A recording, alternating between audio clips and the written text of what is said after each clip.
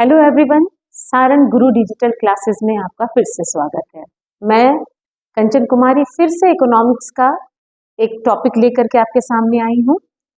बच्चों, पिछली क्लास में हमने जो टॉपिक पढ़ा था वो था आर्थिक विकास के माप और सूचकांक, और जिसमें हमने कई सारे सूचकांकों के बारे में वन बाय वन पढ़ा था।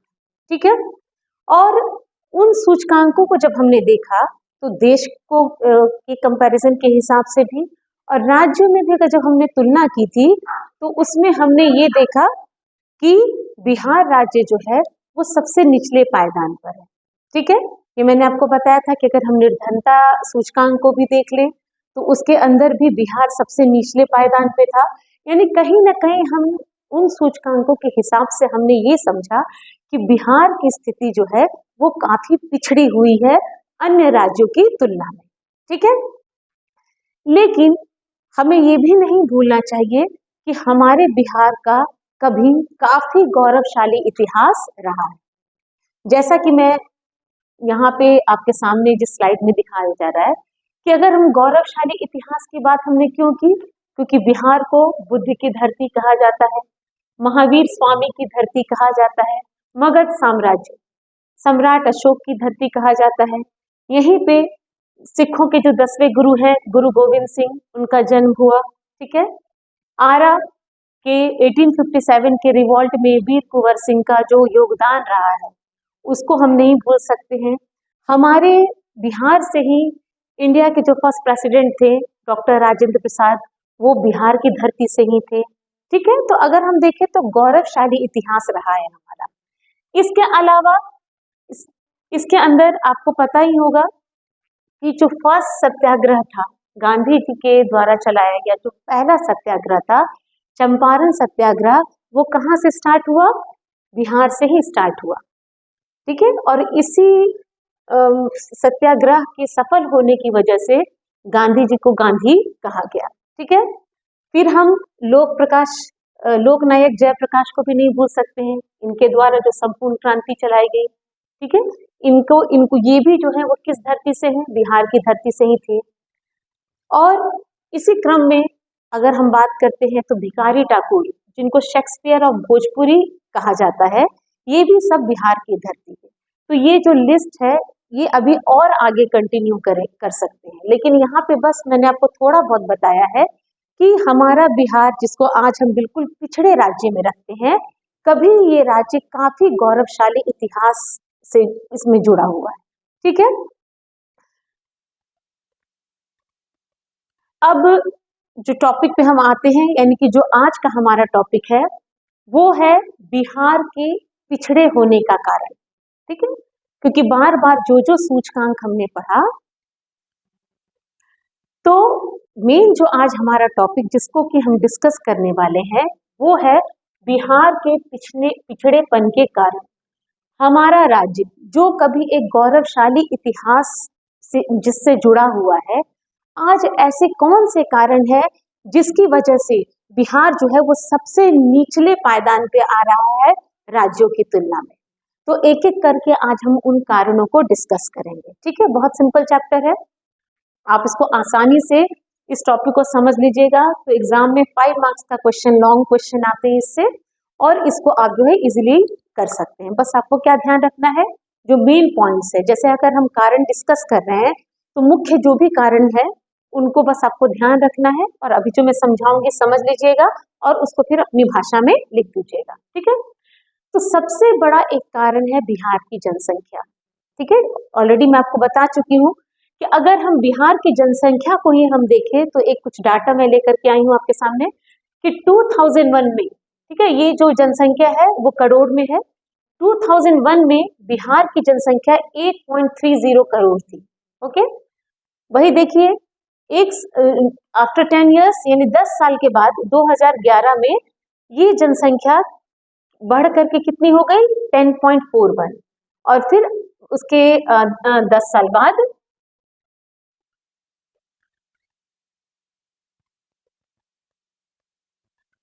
साल बाद ये जनसंख्या बढ़ करके 12.67 करोड़ हो गई।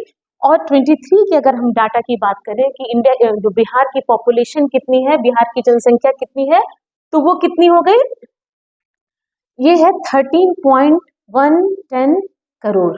यानी कि जनसंख्या की अगर हम बात करें तो अकेले 13 करोड़ जनसंख्या, 13.10 करोड़ जनसंख्या बिहार की है। अब ये जनसंख्या कहीं ना कहीं कई देशों से ज्यादा है। अगर हम यूरोपियन कंट्रीज की बात करें, यूरोप के देशों की बात करें, तो वहां पर जो हमारे राज्य की जनसंख्या है, वहां कई सारे यूरोपीय देश की भी इतनी जनसंख्या नहीं। तो जनसंख्या बढ़ने का पिछड़ेपन से क्या संबंध है? अब जनसंख्या तो तेजी से बढ़ रही है, लेकिन जनसंख्या को फीड करने के लिए जो साधनों की आवश्यकता है, ठीक है, वो क्या हो रहे हैं, सीमित हो रहे हैं। यानी जिस हिसाब से जनसंख्या बढ़ रही है, उतने हमारे पास, बिहार के पास उतने साधन नहीं है, जिसकी वजह से आज जो बिहार है उसके अंदर साधनों का जो है वितरण हो नहीं पा रहा है, जिसकी वजह से बिहार जो है वो कहीं ना कहीं पिछड़ा है। ठीक है, थ्योरी देखते हैं। अगर हम बात करते हैं जनसंख्या की, क्यों? क्योंकि हमारी जलवायु ही जो है वो क्या है, जनसंख्या वृद्धि को प्रभावित कर रही है। ठीक है, आप जानते हो जलवायु कैसी है, हमारे गंगेटिक प्लेन्स है, गंगा का मैदान है, ज्यादातर लोग जो है यहाँ पर आते हैं। ठीक है, तो इसकी वजह से क्या है, यहाँ पर जनसंख्या वृद्धि है, और जब जनसंख्या बढ़ेगी तो साधनों पे दबाव बनता चला जाता है, और जिसकी वजह से यहाँ पे आर्थिक बदहाली। इसको एक एग्जाम्पल से मैं समझाती हूँ। फॉर एग्जाम्पल, एक फैमिली है जिसमें हस्बैंड वाइफ है, और दूसरी फैमिली है उसके अंदर भी हस्बैंड वाइफ है। अब दोनों फैमिली की इनकम सेम है ना, जैसे कि फैमिली ए भी जो है वो भी 10,000 रुपये कमा रही है, फैमिली बी भी 10,000 रुपये कमा रही है। लेकिन भविष्य में क्या हुआ कि फैमिली ए के 5 बच्चे हो गए और फैमिली बी के केवल 1 बच्चे हैं, तो किसका जीवन स्तर अच्छा होगा? जो फैमिली बी है। क्यों? क्योंकि 10,000 रुपए केवल उसको एक व्यक्ति पे खर्च करना है।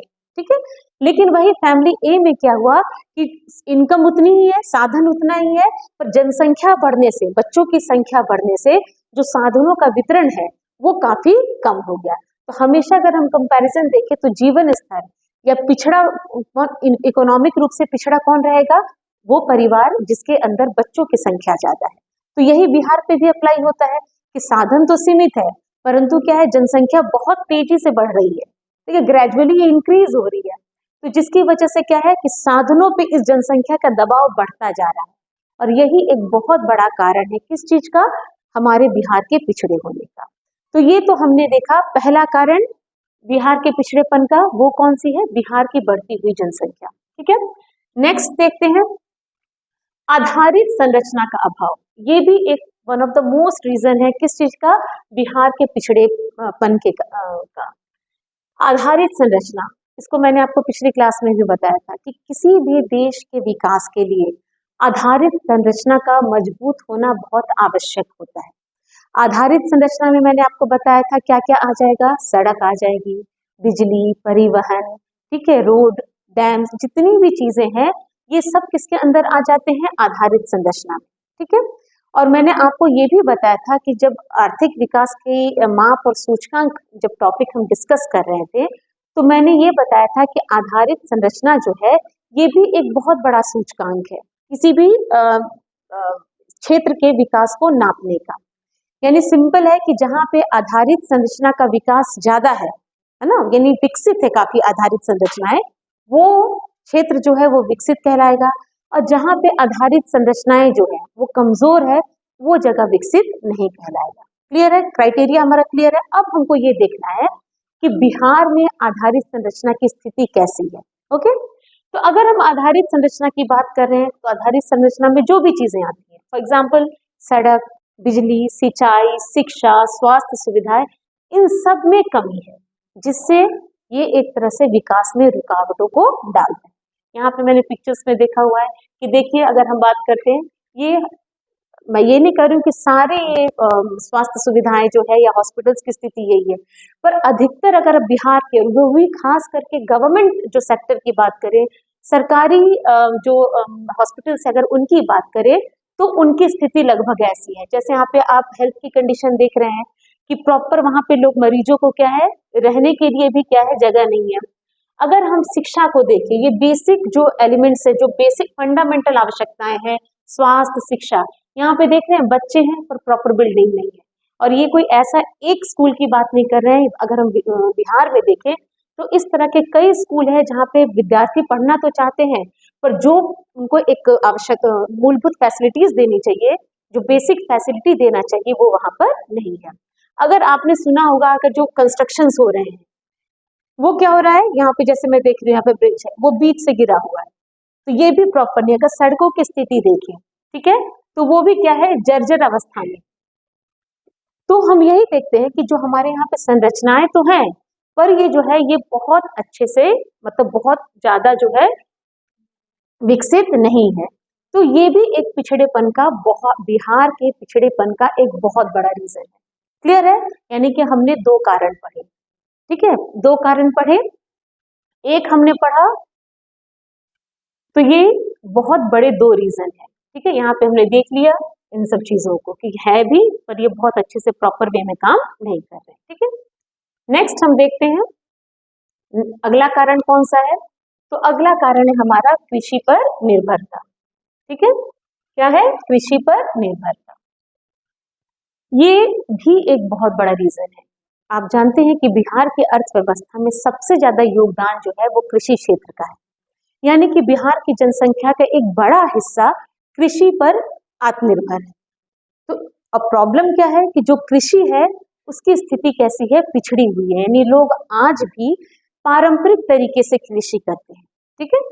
तो अब क्या है, अगर कृषि कर रहे हैं कोई प्रॉब्लम नहीं है, लेकिन यही कृषि अगर आधुनिक तरीके से करेंगे तो पैदावार बहुत ज्यादा होगी, पैदावार ज्यादा होगी तो किसानों को फायदा होगा और उनकी इनकम बढ़ेगी। पर हमारे बिहार में ज्यादातर जो किसान है वो गरीब है, जिनके पास पूंजी की कमी है, ठीक है, उनके पास आधुनिक तकनीकों की कमी है, जिसकी वजह से उन्हें आज भी कृषि के लिए, ठीक है, किस पे निर्भर रहना पड़ता है, पारंपरिक तरीकों पे। जैसे अगर सिंचाई करनी है तो सिंचाई की उनके पास बहुत ज्यादा अच्छे साधन नहीं है, तो किसी भी तरीके से, या तो ज्यादातर जो गरीब किसान है वो बारिश पे डिपेंड रहते हैं, या किसी तरह वो क्या करते हैं, नलकूप या मोटर का इस्तेमाल करके अपने फसलों की सिंचाई करते हैं। आज भी जो अच्छे बीज हैं उनको कई किसान जो है वो खरीद नहीं पाते हैं।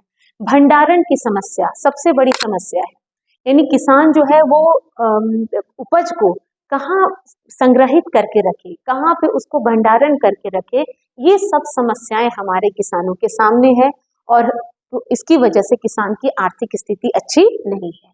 और जब हमारी जनसंख्या क्या है, एक बड़ा हिस्सा जो कृषि में संलिप्त है, अगर उनकी ही स्थिति अच्छी नहीं होगी तो बिहार जो है वो क्यों ना पिछड़ा हो, ठीक है, क्यों ना वो पिछड़े राज्य की सूची में शामिल हो, ठीक है। तो ये एक बहुत बड़ा कारण है। इसको हम देख सकते हैं कि आज भी जो भी जो खेती की जो प्रक्रियाएं होती है वो सब क्या है, हाथों के द्वारा करते हैं। जहाँ पे आज बड़े देशों में जो एकर्स ऑफ जो फार्म्स है या बड़े बड़े जो खेत हैं वो मशीनों के सहायता से जोता जाता है, आज भी हमारे बिहार के किसान जो है वो इन पारंपरिक तरीकों से अपने खेतों को जोतते हैं, ठीक है। यहाँ पे हम देखते हैं कि सिंचाई के लिए या तो नलकूप पे या फिर बारिश पे डिपेंड रहते हैं, वो भी ये कौन अरेंज करता है, जो मध्यम किसान है या जो बड़े किसान, छोटे किसान जो है अभी भी क्या है, बारिश पे डिपेंड रहते हैं। तो ये सब जो है, ये पिक्चर क्या शो कर रहा है कि हमारे यहाँ पे जो कृषि है वो पिछड़ी हुई है। इसका बहुत बड़ा कारण है हमारे यहाँ पे पूंजी का अभाव होना, नई तकनीकों का इस्तेमाल नहीं करना, ठीक है। तो बिहार की अर्थव्यवस्था, इसको हम देख लेते हैं, बड़ा हिस्सा कृषि पर निर्भर है, और कृषि पे निर्भर है और ज्यादातर ये किस पे निर्भर है, मौसम पे, है ना। और अगर मौसम पे निर्भर है, अगर मौसम अच्छा है तो पैदावार अच्छी होगी, आय ज्यादा हो जाएगी। पर अगर मौसम जो है अगर खराब हो जाता है, बारिश नहीं होती है या बारिश बहुत ज्यादा हो जाती है, तो भी उनके फसलों को नुकसान होता है और उनकी आय कैसी हो जाती है, कम हो जाती है। क्लियर है? तो ये एक बहुत बड़ा कारण है कृषि पर निर्भरता। नेक्स्ट कारण क्या है?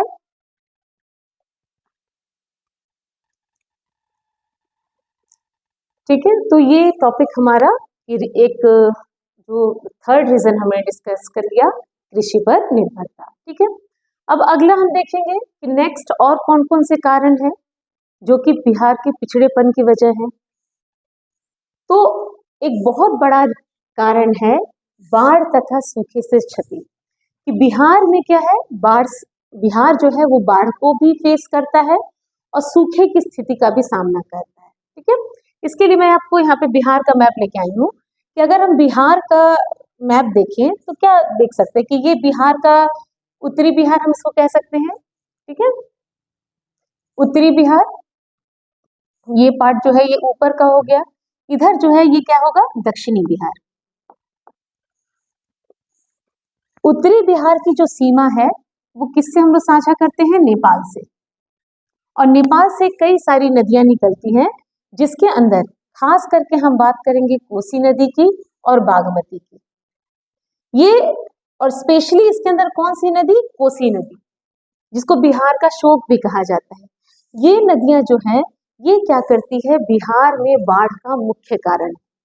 इन नदियों की वजह से उत्तरी बिहार में बाढ़ जैसी स्थिति जो है वो उत्पन्न हो जाती है, और जिसकी वजह से बहुत ज्यादा बर्बादी होती है। सबसे ज्यादा क्षति किनको पहुंचती है, तो सबसे ज्यादा क्षति जो है वो किसानों को पहुंचती है, क्योंकि उनसे उनकी जो उपज है वो पूरे तरीके से नष्ट हो जाती है। तो ये तो हमने बात की उत्तरी बिहार की, है ना, कि किस तरह वो बागमती और खास करके कोसी नदी की वजह से ये नदियां जो है उत्तरी बिहार में बाढ़ लेकर के आती हैं। पर वही अगर हम दक्षिणी बिहार की बात करें तो यहाँ पर क्या है, बारिश की समस्या है, यानी कि यहाँ पे वर्षा जो है ये बहुत कम होती है, जिसकी वजह से जो किसान होते हैं वो सूखे का सामना करते हैं। और जब बारिश नहीं होगी तो हमें पता है कि किसान जो है उनकी फसलें जो हैं वो बर्बाद हो जाएंगी। क्यों? क्योंकि आज भी जो ज्यादातर किसान है वह सिंचाई के लिए वर्षा के जल पर निर्भर है, और यहाँ पे क्योंकि बारिश नहीं होगी तो वहां पे अकाल जैसी स्थिति पैदा हो जाती है। तो ये बाढ़ और सूखा, ये दोनों जो है वो कहीं ना कहीं बिहार की अर्थव्यवस्था को प्रभावित करते हैं, क्योंकि हमारी अर्थव्यवस्था का एक बड़ा भाग कृषि से आता है। तो हम कह सकते हैं कि ये बाढ़ या सूखा जो है वो हमारे आर्थिक पिछड़ेपन का एक बहुत बड़ा कारण है। एक बार पढ़ लेते हैं हम कि बिहार में बाढ़ और सूखे का अस्तित्व समस्याओं को बढ़ाता है। बाढ़ की वजह से भी समस्याएं हैं और सूखे की वजह से भी समस्या है। बाढ़ अगर आता है तो खेतों को नुकसान होता है, क्योंकि पूरे में पानी भर जाता है, और सूखे की वजह से आपको पता है कि जो उपज होती ही नहीं। यहाँ पे दोनों जो सिचुएशन है उसको मैंने दिखाने की कोशिश की है कि यहाँ पे ये जो किसान है वो सूखे की समस्या को झेल रहा है, जहाँ पे देख रहे हो आप कि उसके खेतों में दरारें पड़ गई हैं वर्षा जल के अभाव में। ठीक है, अब इसको सिंचाई करने के लिए उसे कितना जल चाहिए होगा, जिससे क्या है कि गरीब किसान जो है वो नलकूप के द्वारा बहुत ज्यादा पूर्ति नहीं कर सकता है। वही दूसरी जो समस्या यानी कि जो दूसरी प्रॉब्लम है बाढ़ की, यहाँ पे हम देखते हैं कि सब कुछ जो है पानी में जलमग्न हो जाता है। ठीक है, यहाँ पे भी क्या है, बाढ़ जैसी स्थिति होती है जिसके अंदर हर तरह की बर्बादी तो होती है, पर फसलों को बहुत ज्यादा नुकसान होता है। तो हम कह सकते हैं कि बिहार के पिछड़ेपन के कारणों में से बाढ़ और सूखे की जो क्षति है ये एक बहुत प्रमुख कारण। ठीक है, अब अगला कारण देखते हैं।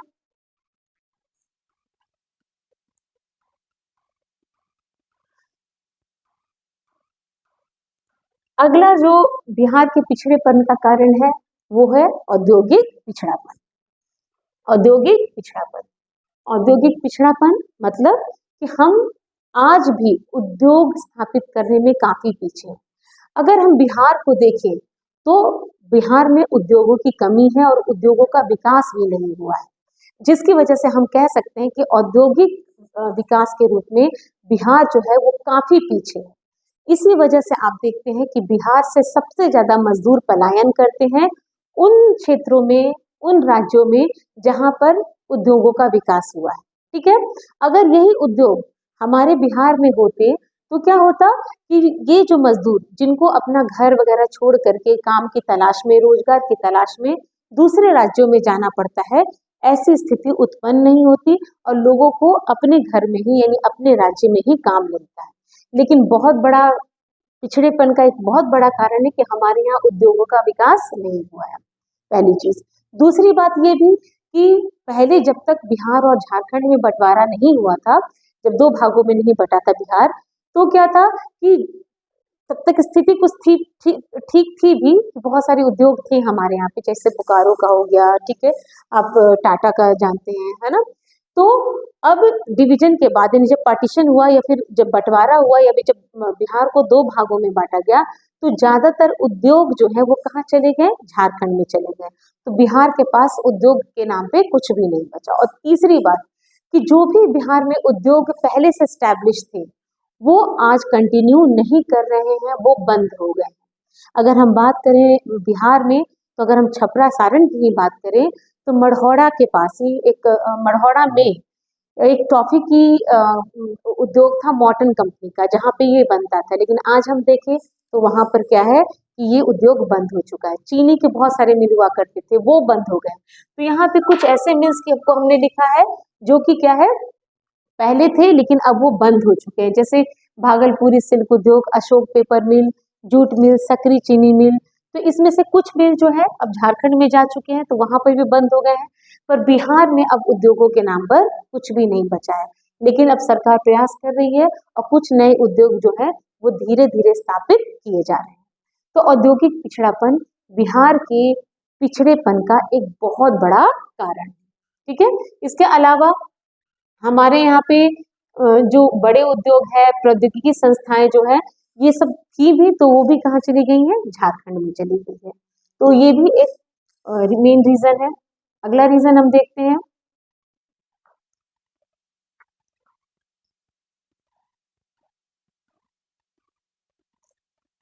अगला जो कारण है पिछड़ेपन का वो है बिहार में गरीबी। अगर हम बात करते हैं गरीबी की, तो ऑलरेडी मैंने आपको पिछली क्लासेस में बताया है कि जब हमने राज्यों की तुलना की थी या राज्यों में जब निर्धनता सूचकांक को जब बनाया था, तो हमने ये देखा कि बिहार जो है वो सबसे निचले पायदान पर है। यानी सभी राज्यों में, भारत के सभी राज्यों में बिहार में गरीबों की संख्या सबसे ज्यादा है। यहाँ पे एक रिपोर्ट भी मैं आपके सामने लेकर के आई हूँ। डाटा पिछली बार भी मैंने बताया कि बिहार की भी देखें तो अगर हम जनसंख्या की बात करें, टोटल पॉपुलेशन की बात करें, तो टोटल पॉपुलेशन का, कुल जनसंख्या का 52% जो है वो क्या है, गरीब है। और गरीब कैसा, मल्टी डायमेंशनल। मल्टी डायमेंशनल गरीबी क्या है कि अगर गरीब है तो आपको बहुत सारी समस्याओं को जूझना पड़ेगा। मल्टी डायमेंशनल मतलब बहुत सारे पहलू है गरीब के। अब गरीब है इसलिए अशिक्षित है, आप गरीब है इसलिए आपको अच्छी सुविधाएं नहीं मिल रही, तो ये बोलते हैं मल्टी डायमेंशनल गरीब। अगर आप गरीब है तो आपको रहने की जगह नहीं है, यानी हाउसिंग फैसिलिटी नहीं है। तो गरीबी के साथ जो जो पहलू जुड़े हुए हैं, तो उन पहलुओं को हम क्या कहते हैं, मल्टी डायमेंशनल गरीबी कहते हैं। तो अगर मल्टी डायमेंशनल गरीबी में हम देखें तो बिहार जो है उसके अंदर अगर हम देखें कि हाउसिंग फैसिलिटी यानी घर के जो सुविधा है उससे कितने लोग वंचित है, 74%। 74% पॉपुलेशन बिहार की जो है वो हाउसिंग फैसिलिटी से वंचित है। अगर हम इलेक्ट्रिसिटी की बात करें तो 40% लोग जो है वो क्या है, 40% घर जो है आज भी इलेक्ट्रिसिटी से वंचित है। वंचित मतलब वहां पे वो उन फैसिलिटीज का लाभ नहीं उठा पा रहे। अगर हम बात करते हैं सैनिटेशन की, सैनिटेशन मतलब जो सफाई की सुविधाएं होती है, क्लीन वाटर, ये सारा जो है सैनिटेशन, ये सारी चीजें, तो सैनिटेशन से कितनी पॉपुलेशन वंचित है, लगभग 74%। ओके। अगर और इसके अलावा अगर हम बात करते हैं बैंक अकाउंट्स की, तो 26% लोग आज भी ऐसे हैं जिनके पास बैंक अकाउंट नहीं है। तो हमने क्या देखा कि आज भी ये जो बेसिक चीजें हैं इनको कितनी परसेंट पॉपुलेशन जो है वो मतलब उसको अवेल नहीं कर पा रही है, वो है 52%। ठीक है। यहाँ भी अगर हम मैप के थ्रू देखें तो हम देखें कि इंडिया के मैप में जो बिहार है यहाँ लोकेट कर रहा है। और यहाँ पे अगर हम बात करते हैं जो गरीबी कितनी है तो 52.5%। और ये जो है कौन से सूचकांक, MPI, multi dimensional poverty index, है ना, इसको बोलते हैं। तो इस रिपोर्ट के अनुसार 52.5% है। अब तुम लोग कहोगे कि यहाँ पे 52% है, यहाँ पे 52.5% है, आखिर कितना, कौन सा सही डाटा है? देखो बच्चों, जो अलग अलग ऑर्गेनाइजेशन होती है वो अपना अपना सर्वे कराती है एंड तब रिपोर्ट पब्लिश करती है। तो कभी कभी क्या होता है कि डाटा में थोड़ा सा स्लाइटली डिफरेंस आ जाता है, थोड़ा अंतर आ जाता है, लेकिन औसतन वो लगभग उतना ही रहता है। तो यहाँ पे क्या है, 52% इस वजह से दिया गया है। और यहाँ पे जो सूचकांक है जो मल्टी डायमेंशनल पॉवर्टी इंडेक्स है या बहुआयामी गरीबी सूचकांक के अनुसार जो गरीबी है बिहार में वो 52% है।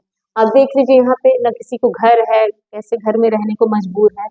गरीबी तो कोई पिक्चर में दिखाने की चीज नहीं है, आप रास्ते में भी जाते होंगे तो आप देख लेते होंगे कि लोग जो है वो कितने गरीब हैं, कितनी तरीके की जो फैसिलिटीज है वो उनको मिल नहीं पा रही है, जो कि हमारे लिए मूलभूत है। ठीक है, तो अब गरीब है तो इसलिए उनको शिक्षा नहीं मिल पा रही है, गरीब है इसलिए उनको अच्छे स्वास्थ्य की सुविधाएं नहीं मिल रही हैं, गरीब है इसलिए उनके पास क्लीन वाटर नहीं है, साफ स्वच्छ जल नहीं है, गरीब है इसलिए उनके पास सफाई की सुविधाएं नहीं है। ठीक है, तो गरीबी जो है वो अन्य चीजों को जन्म देती है, इसलिए हमने इसको मल्टी डायमेंशनल पॉवर्टी कहा या गरीबी कहा, बहुआयामी गरीबी।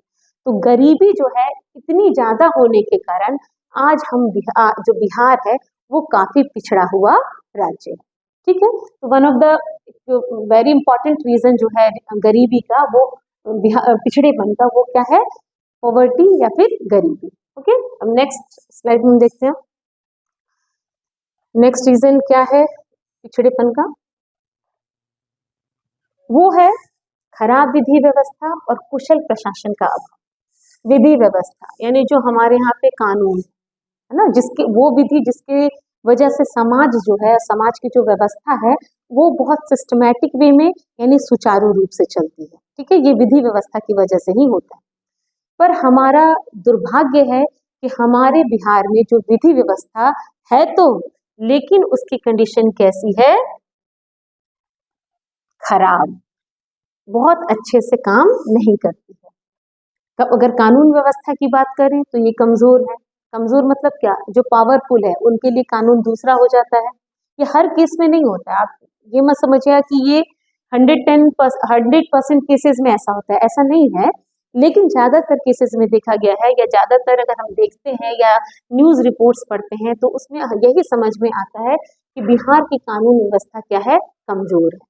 इससे रिलेटेड हमेशा आपका अखबारों में आप या न्यूज़पेपर में रिपोर्ट पढ़ते होंगे जो ये बताते हैं कि किस तरह हमारे यहाँ पे कानून व्यवस्था जो है वो काम कर रही है, वो कितनी कमजोर हो गई है। ठीक है, इसके अलावा अब क्योंकि कानून व्यवस्था कमजोर है, वीक है, अपना काम अच्छे से नहीं हो पा रही है, तो क्या उस जगह पे शांति और सुव्यवस्था होगी? बिल्कुल नहीं होगी।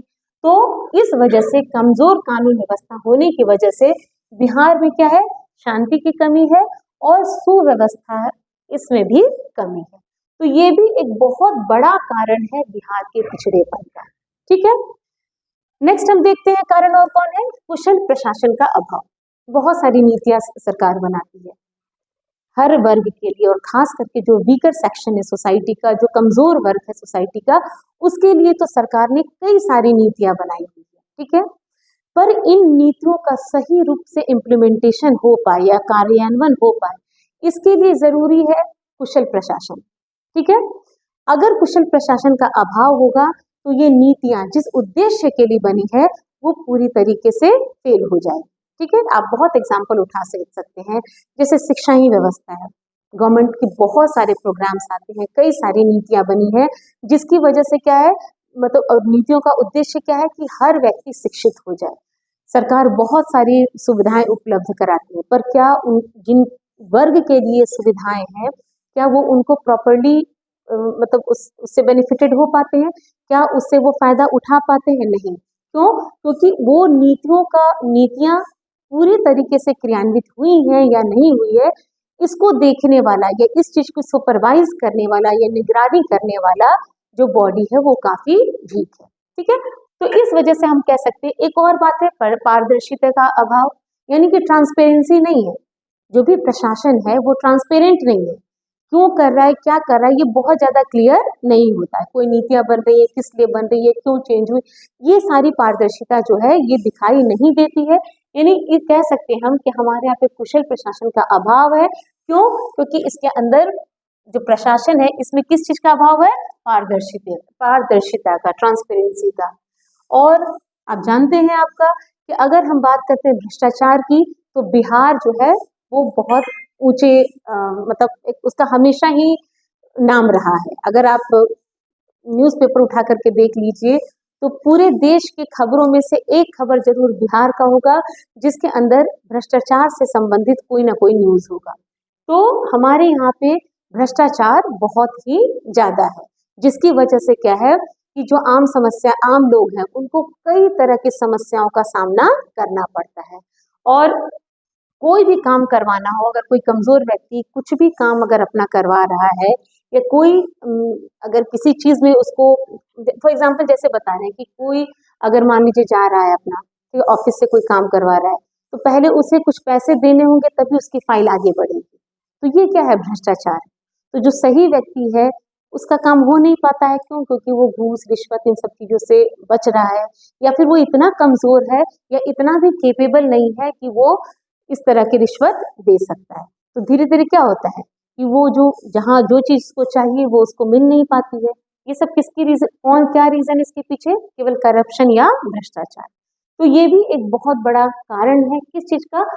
बिहार के पिछड़ेपन का। ठीक है बच्चों, तो हमने आज टोटल बिहार के पिछड़ेपन के कारण में 8 कारणों को पढ़ा। वन बाय वन फिर से दिखा देती हूँ आप लोग को।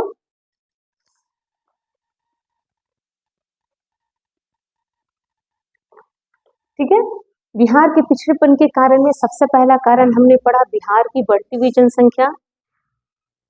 दूसरा हमने पढ़ा आधारित संरचना का अभाव, कि हमारे यहाँ पे जो मेन इंफ्रास्ट्रक्चर है उसमें ही कमी है। ठीक है, उसके बाद हमने पढ़ा जो पॉपुलेशन है उसका एक बड़ा पार्ट जो है वो कृषि पे निर्भर है, और ये जो कृषि है वो आज भी किस तरीके से करते हैं? पारंपरिक तरीके से, जिससे उन्हें बहुत ज्यादा फायदा नहीं हो पाता है।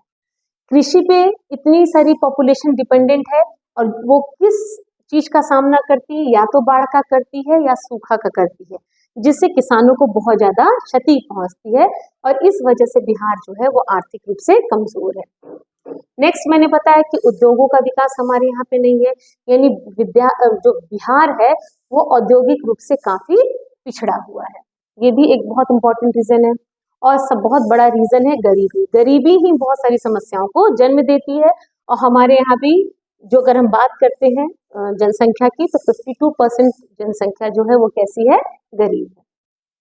और लास्ट ये 2 मेन रीजन है, विधि व्यवस्था है तो, पर वो कैसी है? काफी वीक है। और जो प्रशासन है, कुशल प्रशासन का अभाव है। तो आज हमने क्या किया है? पिछड़ेपन के कारणों को पढ़ा है। ठीक है, आप इन सभी कारणों को आप नोट डाउन कर लीजिएगा, अपनी कॉपी में लिख लीजिएगा। अब नेक्स्ट वीडियो में या नेक्स्ट क्लास में हम लोग कुछ अलग टॉपिक को डिस्कस करेंगे। कोई अगर आपको क्वेश्चन हो तो आप कमेंट बॉक्स में लिखिएगा। ठीक है, मैं रिप्लाई करूँगी। Thank you.